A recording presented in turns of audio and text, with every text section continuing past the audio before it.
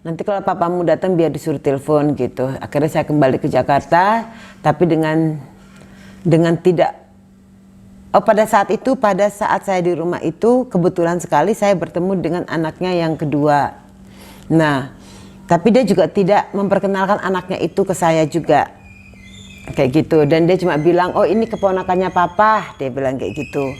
Tapi anaknya itu tidak menegur saya juga. Dia bilang, saya cuma terdiam aja gitu.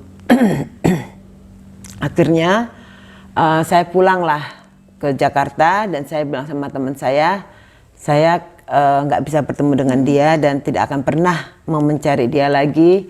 Ini cukup yang terakhir kalinya saya mencari papa. Akhirnya saya pulang ke Balikpapan dan setelah berapa hari gitu teman saya telepon bahwa ada yang mencari saya, itu mungkin dari papa gitu ya, gitu. Nah, setelah bertahun-tahun setelah kejadian itu sampai saya menikah, sampai usia saya 42 tahun. Nah, saya itu bekerja sangat keras sekali untuk melupakan papa saya, ya kan, gitu. Mungkin kalian jangan hanya melihat tentang ditinggalkan papanya aja ya, karena seperti episode yang pertama saya jelaskan, sejak perceraian itu, bukan mama saya tidak bercerai tapi ditinggalkan gitu aja. Nah, itu liku-likunya banyak banget gitu ya, banyak banget perjuangan saya dengan mama, pokoknya banyak sekali, saya tidak bisa menceritakan detailnya gitu ya. Seperti yang saya bilang bahwa oh nanti perceraian gitu aja kok bisa bikin kita terluka seperti itu. Nah, saya ingatkan sekali lagi, tidak semua orang bercerai itu memiliki permasalahan yang sama. Ya, seperti saya bilang, berulang-ulang saya bilang, terdengar sama, terlihat sama, tetapi kerikil-kerikil yang dihadapinya itu berbeda. Dalam setiap menit, setiap hari, setiap detik, itu berbeda sekali. Dan kebetulan saya memiliki kerikil-kerikil yang tidak mungkin saya ceritakan di sini, yang sangat membuat saya tertekan dan nggak tahu harus lari kemana. Dan saya ingat sekali pada masa-masa sekolah itu saya sering nangis jam 3 subuh saya terbangun, jam 2 malam saya terbangun, saya cuma menangis. Terus saya sering sekali jam 4 subuh saya itu jalan keluar rumah, cuma duduk di trotoar jalan, saya cuma menangis seperti itu. Nggak tahu harus mau ngobrol dengan siapa, ngobrol dengan mama, kondisi mama seperti itu. Terus kondisi keuangan kami sangat miskin, terus hinaan orang dan keluarga yang tidak terlalu welcome atau tidak merangkul kami. Jadi saya hanya bisa menangis. Itu hampir tiap hari saya seperti itu. Hampir setiap hari saya melakukan hal itu. Jadi saya mengatakan ini sampai saya menangis jam 2 malam, jam 3 malam, jam 5 saya pergi ke trotoar. Itu hanya untuk memberi simbol untuk kalian bahwa berarti di balik tangisan itu begitu banyak cerita yang sangat menyedihkan sekali. Untuk usia saya yang masih begitu kecil sampai usia remaja. Dan kita dalam keadaan yang sangat miskin sekali. Bayangkan, ini contoh satu saja. Kita pernah tidak bisa makan waktu itu, tidak ada beras. Dan sehari itu harus pinjam dari pihak keluarga mama, tapi keluarga jauh ya. Dan itu rumahnya itu sangat jauh di gunung perapatan dalam ya. Kita di perapatan luar harus naik gunung. Dan tiba-tiba sehari itu datang pulang ke rumah tidak bawa beras, tapi dia pipinya itu merah, ditampar kayak gitu. Ditampar sama adiknya mama saya yang kebetulan datang ke keluarga itu. Dia bilang, kamu bikin malu aja pinjam-pinjam beras kayak gitu. Nah, itu singkat cerita, itu contoh satu yang hanya saya keluarkan. Sebegitu parahnya mereka dengan kita, seperti itu ya. Atau keadaan kita lah, kayak gitulah. Saya tidak mau menyalahkan siapapun, tapi keadaan kita tuh sebegitu parahnya. Terus akhirnya jadi kalian bisa bayangkan situasi orang-orang yang berpisah itu berbeda-beda ya, dan dampaknya itu berbeda masuk ke dalam saya. Nah, akhirnya setelah 42 tahun papa itu mencari saya. Waktu itu saya sudah pindah di Bali 3 tahun yang lalu. Sekarang saya 45 tahun ya. 3 tahun yang lalu pertama keluarganya dia katanya mencari di Balikpapan dan bertemu sama mama dan minta telepon saya dan menelpon saya. Akhirnya dia bilang papa pingin ketemu, papa pingin minta maaf, dan saya waktu itu bilang saya nggak mau ketemu karena untuk apa, ya kan gitu. Saya sudah beri dia kesempatan 2 kali kayak gitu ya kan, dan perlakuan istrinya pun tidak welcome gitu ya kan. Nah, seperti itu.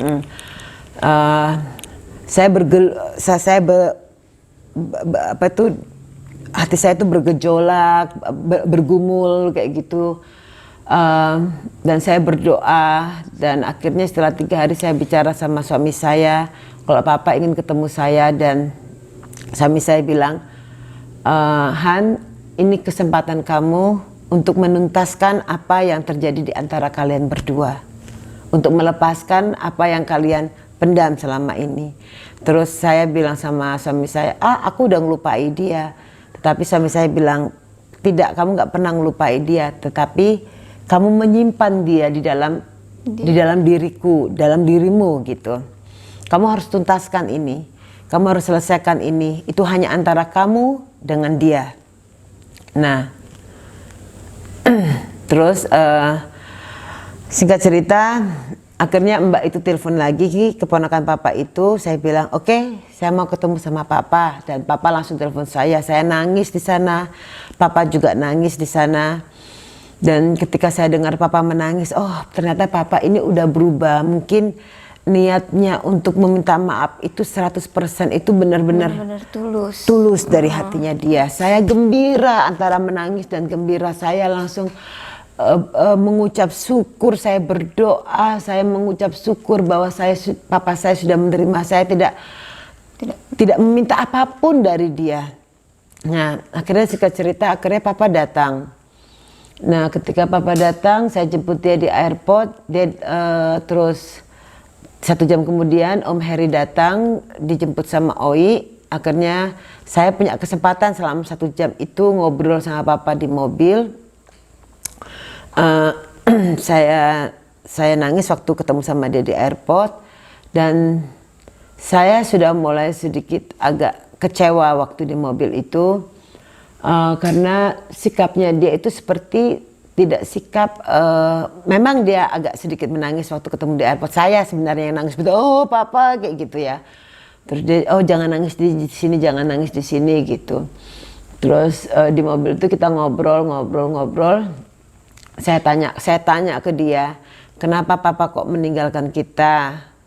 Terus papa nggak tahu gimana menderitanya saya, papa tidak tahu bagaimana kehidupan saya dengan mama, bagaimana saya harus menghadapi kehidupan yang sangat sulit, dan mama saya juga memiliki problem dengan stresnya dia, seperti itu, bla bla bla bla. Terus papa juga bilang gini, waktu itu saya ingat sekali, ya saya tahu mamamu. Saya di sini tidak mau menjelekkan mama saya ya, karena saya tidak boleh menghakimi mama, karena mama pun apapun yang dilakukan dengan kita, dengan dia berjuang juga jadi pembantu, kita jadi pembantu, mama jadi pembantu, jadi tukang jahit jalan kaki hanya untuk uang 1.000 rupiah, jadi tukang jahit gitu ya kan.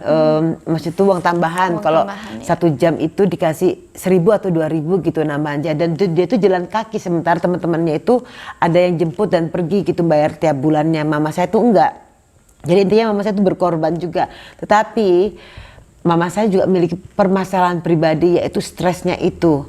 Stres yang depresinya itu, sehingga itu lari ke kita semua gitu ya. Nah itu saya bilang, dan papa juga ngeliat itu juga, karena mungkin mama itu kan dulu kan ditekan sama orang tuanya, terus pengen sekolah, pengen jadi guru, ijazahnya dibakar, dipaksa menikah seperti itu. Nah papa saya bilang, keluargamu, saya tahu persis keluarganya mamahmu itu kan saya kan bilang gini, keluarga mama itu begini Pak, nggak ada sama sekali yang nolong kita ya kan gitu. Paling bude saya aja yang nolong, tapi itu nggak cukup. Tapi sikap mereka juga nggak bagus sama kita gitu kan. Pokoknya bagaimana sih, palingan teman-teman juga tahu lah bagaimana kalau kita miskin di mata keluarga, di mata tetangga itu seperti apa ya kan. Apalagi mama saya janda gitu kan, pasti kalian tahu.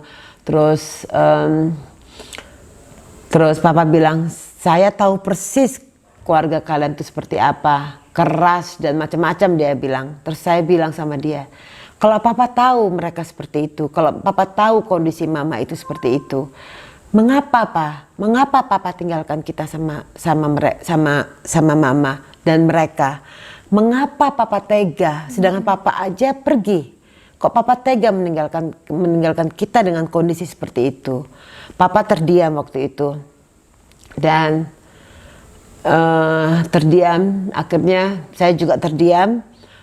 Terus akhirnya saya juga bertanya masalah pertemuan di Surabaya. Kenapa Pak? Saya nggak boleh panggil Papa waktu ketemu di Surabaya. Padahal saya menggunakan gaji 150.000 dan hutang untuk menemui Papa di Surabaya. Kenapa Pak? Papa tidak mengizinkan saya panggil Papa. Dengan teriak istrinya bilang, jangan panggil Papa. Dia sudah punya 2 orang anak. Dia sangat sayang sama anak-anaknya. Kenapa Pak? Kenapa Papa nggak izinkan kita bilang panggil Papa?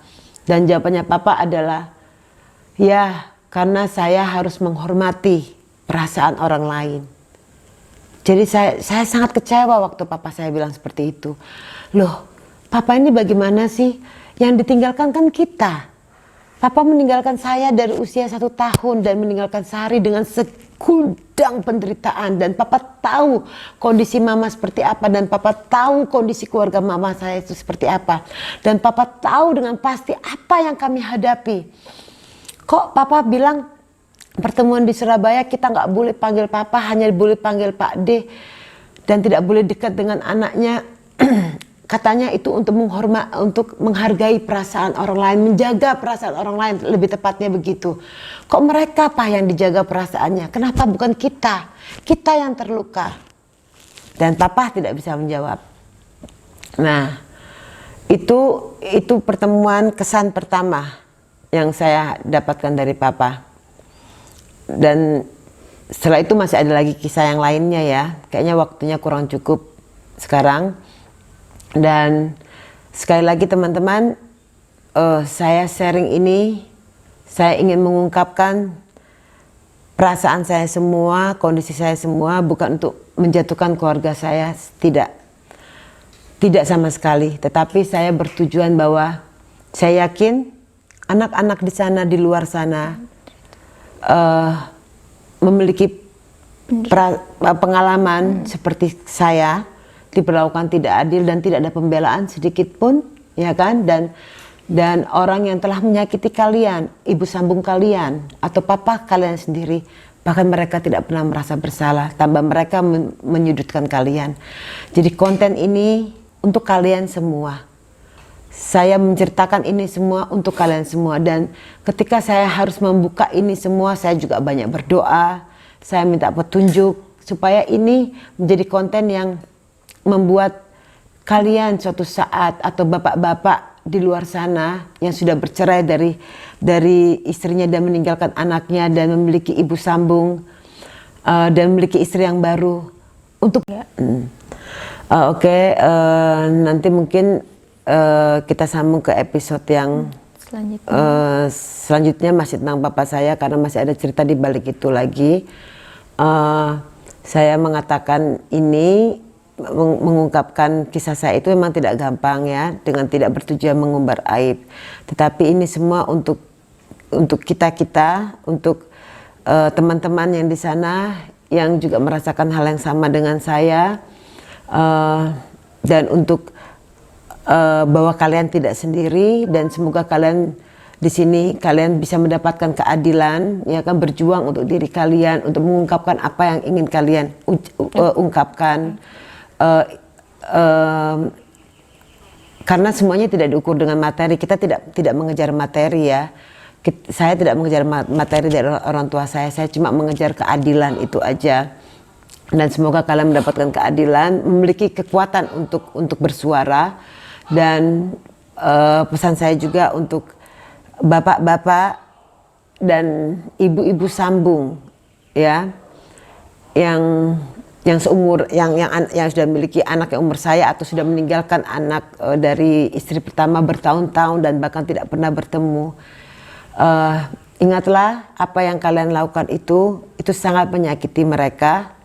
Dan berpikirlah, bercerminlah pada diri kalian bahwa bagaimana jika itu terjadi pada anak kalian sendiri, terutama pada ibu sambung ya. Bagaimana jika itu terjadi pada anak kalian? Itu saja. Kami ini, saya akan menyadari bahwa kami dan orang-orang di luar sana, anak-anak di sana yang memiliki situasi seperti kami tidak memiliki dendam, itu pasti tidak. Tapi kami menyimpan luka, itu pasti. Kayak gitu. Jadi pikirkanlah 2 kali karena dampak dari perbuatan kalian itu luar biasa. Sekalian bisa nonton konten saya yang pertama, kalian bisa lihat itu. Dan saya berharap semoga apa yang saya bicarakan ini bisa merubah kita semua untuk menjadi jauh lebih baik. Dan melindungi perasaan anak ketika dia kecil. Anak itu tetap anak, mau dia masih kecil, mau dia sudah dewasa. Luka yang kalian tanam dari kecil sampai luka yang kalian tanam dewasa, mereka tetaplah anak-anak. Dan kalian adalah tetaplah orang tua. Gitu. Dan bukan berarti kami tidak menghargai orang tua, kami sangat menghargai orang tua. Tetapi di sini juga ditekankan bahwa orang tua itu memiliki tanggung jawab yang jauh lebih besar untuk anak, bukan hanya sekedar untuk